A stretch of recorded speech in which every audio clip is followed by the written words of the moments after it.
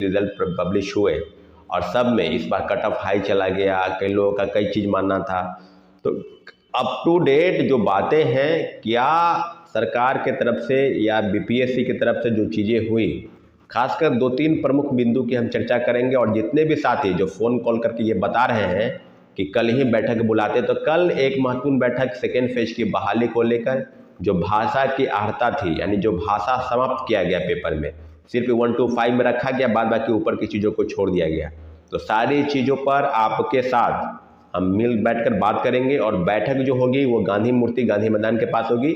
आप लोग 11 बजे के आसपास वहाँ मौजूद हो जाइए। जितने भी साथी मेरी बातों को सुन रहे हैं, बैठक आगे भी होगी, लेकिन कल काफ़ी चीज़ें हैं, क्योंकि आपको पता है कि 13 जनवरी को सेकेंड फेज की बहाली की नियुक्ति संबंधी जो चीज़ें हैं, यानी जो नियुक्ति प्रक्रिया के जो नियुक्ति पत्र है वो बांटा जाएगा, और माननीय मुख्यमंत्री जी अपने अन्य साथियों के साथ, नेतागण के साथ वो चिट्ठी को बांटेंगे।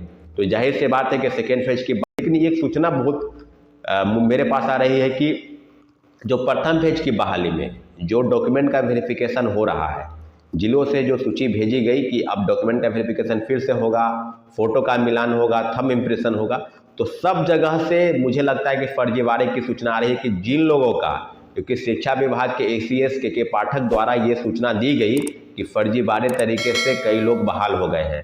तो आज भी पटना से भी सूची आई है कि लगभग 150 से ज़्यादा शिक्षक अभी तक नदारत है। पदस्थापना की जो चीज़ें हैं वो वहाँ से भागे हुए हैं।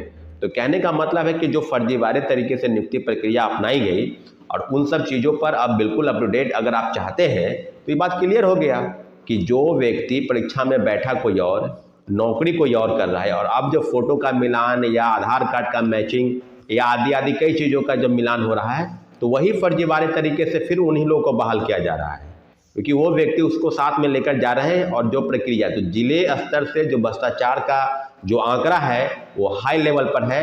इसलिए माननीय मुख्यमंत्री जी से और शिक्षा विभाग के अपर मुख्य सचिव जी से आग्रह है कि इन सब चीज़ों पर बिल्कुल ध्यान से इस बात को बारीकी से देखें कि क्या जिला से जो डॉक्यूमेंट का वेरिफिकेशन हो रहा है वो सही तरीके से हो रहा है या नहीं हो रहा है। क्योंकि जो चीज़ें बिल्कुल संज्ञान में है वो यही है कि जो पैसा लेकर जिला शिक्षा पदाधिकारी अगर मैच नहीं कर रहा है तो उनको बाद में बुलाकर जैसे तैसे कर, क्योंकि जो व्यक्ति फोटो का मिलान हुआ नहीं, थंब इम्प्रेशन लगा नहीं, तो कहीं ना कहीं खामी है। छोटी मोटी गलती हो सकती है, परंतु एक बड़े पैमाने पर इस तरह की चीज़ें शिक्षा बहाली के नाम पर हो रही है, इसका पुरजोर विरोध करते हैं। और निश्चित रूप से सेकेंड फेज की बहाली की प्रक्रिया जो हम लोग कह रहे थे कि 1 कैंडिडेट 1 रिजल्ट, परंतु बीपीएससी चेयरमैन सर ने कहा कि एक कैंडिडेट कई जगहों पर रिजल्ट देते हैं, परीक्षाएं देते हैं, तो उनका रिजल्ट स्वाभाविक है बात है कि उनका रिजल्ट भी आएगा। परंतु हम लोग बराबर कहते थे कि सब परीक्षाओं का आप रिजल्ट का वेट कर ले, और जो एक है अगर आप ज्वाइन करना चाहते हैं 11th-12th में या 9th-10th में, तो वहीं पर ज्वाइन करें, या 1 to 5 में। बाद बाकी आप जब ज्वाइन कर लेते हैं तो वहीं पर वो लॉक हो जाएगा, आगे की प्रक्रियाओं से आप बच जाएंगे। इसका मतलब ये हुआ कि नए लोगों को मौका मिलेगा। तो अभी तक कितने लोगों की ज्वाइनिंग हुई है, 13 तारीख के बाद ये डाटा प्रस्तुत होगा। लेकिन इतना जरूर है कि प्रथम फेज की बहाली की प्रक्रिया जो गलत तरीके से अपनाई गई, और खासकर सेकेंड फेज की बहाली में भाषा का समाप्त कर दिया गया। क्या कहीं सुने हैं कि खेल के बीच से नियम बदला गया है? अगर परीक्षा में भाषा को समाप्त करने की बातें थी तो वह परीक्षा के पहले कर देते। पूरे परीक्षार्थी तन मन से उसकी तैयारी करते हैं, और जब रिजल्ट निकालने के मात्र एक दिन पहले आप बताएं कि हम भाषा की अनिवार्यता को समाप्त कर देते हैं, यानी 0 कर देते हैं, नील बटा सन्नाटा। ये खेल के बीच से नियम बदला गया, और वो भी कब, जब परीक्षा का रिजल्ट आने वाला था उसके एक दिन पहले। तो जाहिर सी बात है कि भाषा की अनिवार्यता समाप्त करना कहीं ना कहीं उन शिक्षक अभ्यर्थियों के साथ धोखा है। उनको 25 मिनट उनका समय लिया गया, 25 मिनट बर्बाद किया गया समय। क्या बीपीएससी इस बात को नहीं संज्ञान लेगी? इसकी पुष्टि तो वो कर चुके हैं, क्योंकि आपने अपनी गलती को ढकने के लिए, अपने पाप को छुपाने के लिए, क्योंकि उर्दू की जगह पर हिंदी और अंग्रेजी की जगह पर उर्दू और उर्दू की जगह पर हिंदी और हिंदी की जगह पर इंग्लिश, इन सब प्रश्न पत्रों को आपने परीक्षा में शामिल कराया, और उन सब चीज़ों पर दोबारा परीक्षा न लेने की स्थिति में आपने कहा कि भाषा के अनिवार्यता को समाप्त करते हैं। तो क्या प्रथम फेज की बहाली में शिक्षक बनने के लिए भाषा का जानकार होना जरूरी है, और सेकेंड फेज की बहाली में उसकी जानकारी नहीं होनी चाहिए? क्या नोटिफिकेशन में जिस बात का जिक्र है इस बात पर लड़ाई आगे नहीं लड़ी जा सकती है? सारी चीज़ें बिल्कुल अप टू डेट है कि बिहार सरकार और शिक्षा विभाग ने अंधेरे में रखकर जिस तरह की चीज़ें की, उस बात की प्रामाणिकता हो गई कि जिस प्रकार के भाषा का इस्तेमाल के पाठक सर करते हैं।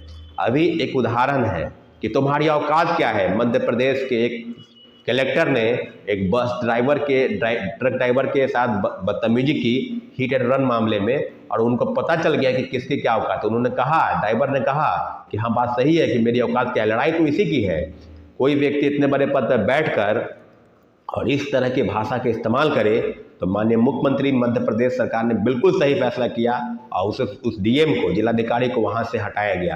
ये बात बिल्कुल सही है कि आपकी नियुक्ति कोई भी कितने भी बड़े पद पर बैठा हो, वो सरकार का नौकर ही होता है। सरकार की योजनाओं का क्रियान्वयन सही तरीके से हो, उसका बिल्कुल सही तरीके से पब्लिक में उसके बातों को, उसके पॉलिसी को, उसके लाभ को पहुंचाने का काम जिला स्तर पर होता है, या तमाम अधिकारी बड़े लेवल से लेकर छोटे लेवल तक। और इस तरह की भाषा के इस्तेमाल के पाठक जो अपर मुख्य सचिव है उन्होंने भी किया है। मोटा, गेंडा, पता नहीं क्या, पागल, सन की, प्रिंसिपल के साथ अभद्र व्यवहार और आदि आदि कई चीज़ों पर उनका किसी से कोई डर नहीं। तो क्या बिहार सरकार शिक्षा बहाली के नाम पर जिस तरह के भाषा के इस्तेमाल के पाठक कर रहे हैं, क्या इस तरह की चीज़ें, और बीपीएससी की तरफ से अगर आपने ग्रीवांसेस मांगे, अगर आपने ये कहे कि हाँ आवेदन दीजिए शपथ पत्र के साथ, अगर शपथ पत्र के साथ किसी ने आवेदन दिया तो उसके ऊपर भी कार्रवाई हो गई है, नोटिस उसको भी दिया गया है। तो कई चीज़ें हैं, अगर कोई व्यक्ति के साथ गलत हो रहा है तो जाहिर सी बात है आवेदन देगा, और आवेदन शपथ पत्र के साथ देगा। तो ये कौन सी बात होगी कि आप उसके ऊपर कार्रवाई, किसी को 3 वर्ष, किसी को 5 वर्ष परीक्षा में बैठने के लिए बाधित किया गया है। तो इस तरह की तुगलकी फरमान बिहार सरकार में लगातार चल रही, चाहे वो शिक्षा विभाग की तरफ से हो, चाहे बीपीएससी की तरफ से हो। तो तुगलकी फरमान को समाप्त करने की भी जरूरत है, और हमें सभी शिक्षक अभ्यर्थी, छात्र अभ्यर्थी